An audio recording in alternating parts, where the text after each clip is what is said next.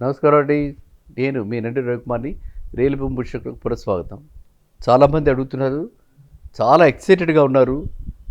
Google data centre ఎక్కడ? హైదరాబాద్ కాదు, బెంగుళూరు కాదు, ఎక్కడా లేనటువంటిది. యూఎస్‌లో తప్ప ఎక్కడా లేనటువంటి డేటా సెంటర్. అంటే ఈ స్కేల్‌లో గూగుల్ వాళ్ళు ఇన్వెస్ట్ చేయనటువంటి డేటా సెంటర్ మనకి వైజాగ్‌లో. నేను చాలాసార్లు చెప్పడం జరిగింది. Visakhapatnam city of destiny. Visakhapatnam అందాల గురించి, విశాఖపట్నం యొక్క నేచురల్ బ్యూటీ గురించి, ఎలా అయితే అక్కడ ఉంటుందో ప్రకృతి గురించి చెప్పుకోవడం మనకు జరిగింది. కానీ ఇప్పుడు ఏమిటంటే అక్కడికి ఇలాంటి పెట్టుబడిని ఆకర్షించటం, ఈ పెట్టుబడి ఏకంగా మనకి ఇండియాలో నెంబర్ 1 అండ్ యుఎస్ మన గూగుల్కి అవుట్ సైడ్ యుఎస్ ఇదే హయ్యెస్ట్ పెట్టుబడితోటి మనకి ఎక్కడ అంటే వైజాగ్లో వస్తుంది. దీనికి వాళ్ళు 3 సెంటర్స్ అందరూ అడుగుతున్నారు కాబట్టి చెప్తున్నారు. 3 ప్లేసెస్లో వాళ్ళు స్టార్ట్ చేస్తున్నారు. ఆల్రెడీ ఒక దగ్గర ఐడెంటిఫై అయిపోయి, అది ఎక్కడ? తర్లువాడ దగ్గర 200 ఎకరాల భూమి ఆల్రెడీ వాళ్ళకి కేటాయించడం జరిగింది. అక్కడ పనులు కూడా స్టార్ట్ అయ్యాయి. అండ్ అక్కడ అది తర్లువాడ అంటే ఎక్కడుంది? దగ్గరగా ఉన్నటువంటి నియరెస్ట్ హబ్ ఆనందపురం. ఆనందపురంకి అతి చేరువలో. అండ్ ఇది తర్లువాడ దగ్గర వాళ్ళు ఇది స్టార్ట్ చేస్తున్నారు. పెద్దవేలు అంటే అక్కడ ఒక పెద్ద డేటా సెంటర్ అక్కడ ఏర్పడుతుంది. చిన్నవి మాత్రం అది మన అందరూ చెప్పుకునే ఆదివారం మార్కెట్, రాంబిల్లి మార్కెట్. సో మనకి వైజాగ్ రియల్ ఎస్టేట్ రూపురేఖలు కంప్లీట్గా మారపోతున్నాయి. ఒక పక్కన భోగాపురం ఎయిర్పోర్టు ట్రయల్ రన్స్ అయిపోయి రెడీగా ఉంది. ఎప్పుడైతే కనెక్టివిటీ రూట్స్ రెడీ అయిపోతాయో అంటే ఇదంతా కూడా మ్యాక్సిమం 1 జూలై 2026 మ్యాక్సిమం. ఓకే, వాళ్ళైతే ఏప్రిల్ మార్చి రెడీగా అయిపోతుందని, సంవత్సరాదిగా అయిపోతుందని ఇలా వేరియస్ టాక్స్ ఉన్నప్పటికీ ఇవన్నీ కనెక్టివిటీ రూట్స్ కూడా డెవలప్ అవ్వాలి. కాబట్టి మనం అంతా కూడా జూలై 1 కల్లా ఈ వైజాగ్లో భోగాపురం ఇంటర్నేషనల్ ఎయిర్పోర్టు, ఏదైతే వైజాగ్లో ఇప్పుడున్న ఎయిర్పోర్టు వర్షం పడితే చాలు మునిగిపోతుంది, అలా కాకుండా చక్కటి లెవెల్లో చాలా బాగా కట్టినటువంటిది ఇప్పుడు భోగాపురం ఇంటర్నేషనల్ ఎయిర్పోర్టు రెడీ కాబోతుంది 1 జూలై కల్లా. అండ్ ఇప్పుడు అలాగా ఒకవైపు భోగాపురం వచ్చి, భోగాపురం వల్ల అక్కడ ప్రైసెస్ పెరగటం, జంప్ అవటం జరిగింది.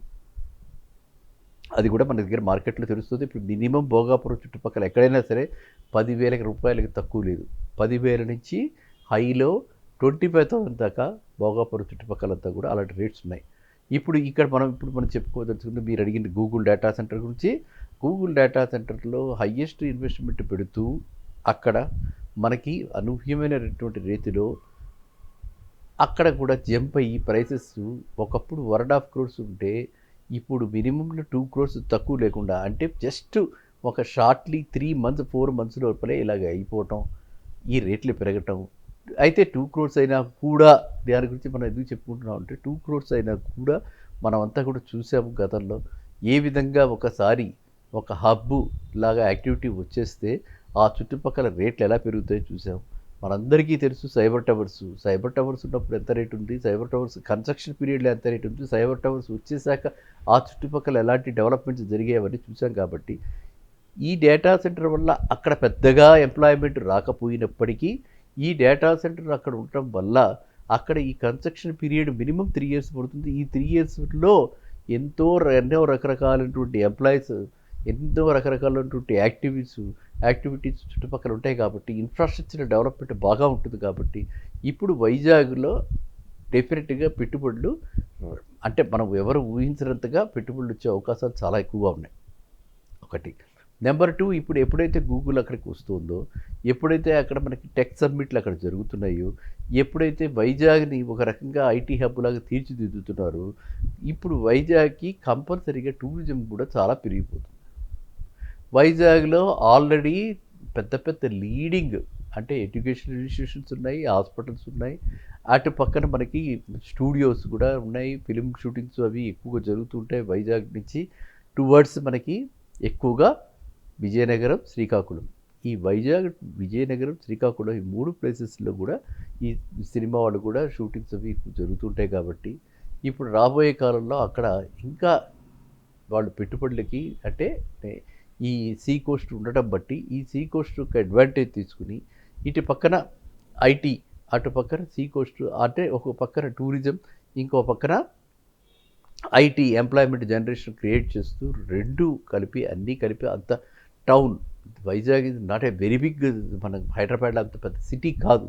అందువల్ల ఇప్పుడు మనం ఏంటంటే అందరూ ఎక్స్పెక్టేషన్ ఏంటంటే హైదరాబాద్కి లాగా వైజాగ్కి కూడా మెట్రో అక్కడ కూడా అనౌన్స్ చేయడం జరిగింది కాబట్టి అక్కడ కూడా మెట్రో ప్రాజెక్ట్ రాబోతుంది కాబట్టి ఇన్ని వస్తున్నాయి కాబట్టి అది ఒక మహానగరంగా రాబోయే కాలంలో అది ఒక, అంటే మనం అందరం అంటాం చూసారా, అలా దినదినాభివృద్ధి చెందుతూ ఆ విధంగా వైజాగ్ ఒక మహర్దశను చూడబోతోంది. కాబట్టి మీరందరూ కూడా వైజాగ్ పరిసర ప్రాంతాల్లో మనకి ఎక్కడైతే మనకి కొనుక్కోవడానికి అనువుగా ఉంది, అంటే కొనుక్కోవడానికి మన బడ్జెట్ లోపల చూసుకుంటూ పెందుర్తి దగ్గర కానీ, ఆనందపురంలో కానీ, భోగాపురంకి చుట్టుపక్కల ఎక్కడైనా కానీ, మనం ఎక్కడైనా ఈ చుట్టుపక్కల అంతటా కూడా డెవలప్మెంట్ అయ్యే అవకాశం చాలా ఎక్కువగా ఉంది కాబట్టి అక్కడ ఎక్కడైనా సరే మీరు పెట్టుబడి పెట్టండి. విత్ ఏ మినిమం 3 ఇయర్స్ పడుతుంది ఆపరేషనల్గా ఇది డేటా సెంటర్ రావడానికి. కాబట్టి ఆ 3 ఇయర్స్ లోపల ఇక్కడ ఇంప్లిమెంట్ అయ్యే టైంకి, అది ఆపరేషన్స్లోకి వచ్చే టైంకి అక్కడ మనం పెట్టే పెట్టుబడి డబల్ అవటం ఖాయం. అంటే ఇవాళ మనం ఎవరైతే 15,000 పెట్టి కొనుక్కుంటామో అది 30,000 అవటం అక్కడ ఖాయం. రెంటల్ వాల్యూ కూడా ఒరిజినల్గా కూడా హైదరాబాద్ లాగా రెంటల్ వాల్యూ వైజాగ్లో కొన్ని ప్లేసెస్లో హైదరాబాద్ కంటే కూడా ఎక్కువగా ఉంది రెంటల్ వాల్యూ.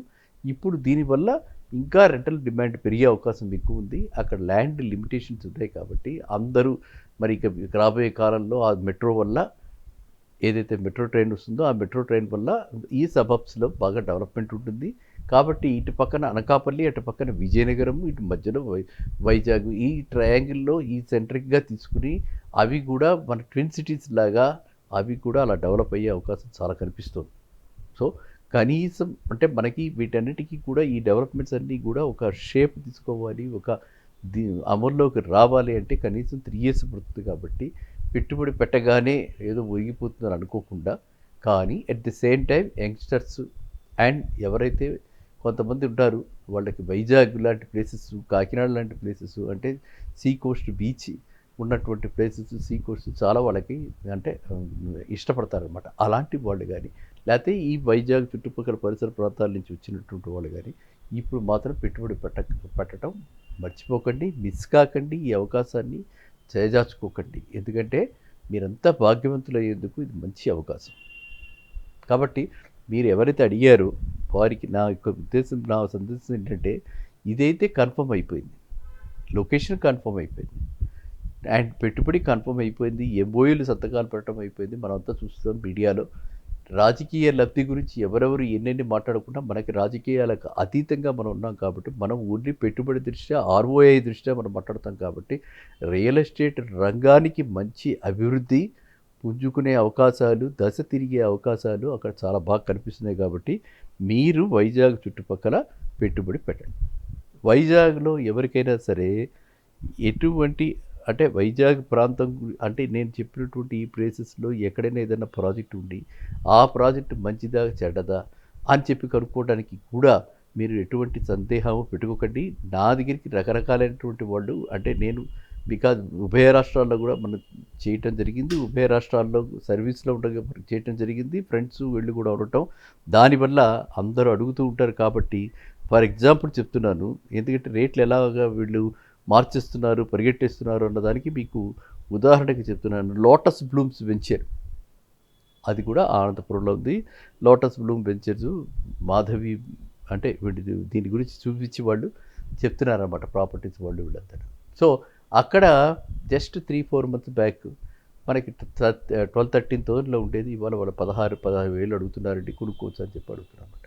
సో నేను రియల్ ఎస్టేట్ వాళ్ళకి కూడా, బిల్డర్స్కి, డెవలపర్స్కి కూడా నా విన్నపం ఏంటంటే మరీ ఓవర్ నైట్ రేట్లు పెంచకండి, కాస్త గ్రాడ్యుయేట్గా అందరికీ అవకాశం ఇవ్వండి. మీరు కొంచెం ఇప్పుడు బయటపడే, అంటే వైజాగ్ ఎంతో సబ్జెక్ట్తో ఉంది అందరికీ తెలుసు, ఇప్పుడు కాస్త రివర్స్ అయింది కాబట్టి తొందరపడకుండా గ్రాడ్యుయేట్గా దాన్ని పెట్టుకుంటూ వెళ్ళచ్చు. అందరూ దాంట్లో భాగస్వాములు అవుతారు. అదృష్టవంతులు అందరూ అదృష్టవంతులు కావాలి. కాబట్టి ఒకరు ఓవర్ నైట్ పెంచుకుని ఇలా పెద్ద పెద్ద రేట్లు పెడితే రేపొద్దున్న మార్కెట్ మడ్డీ కూడా ఢమాలు అనే అవకాశం కూడా ఉంటుంది. కాబట్టి మీరు రీజనబుల్ రేట్స్ తోటి ముందుకు వెళదాం.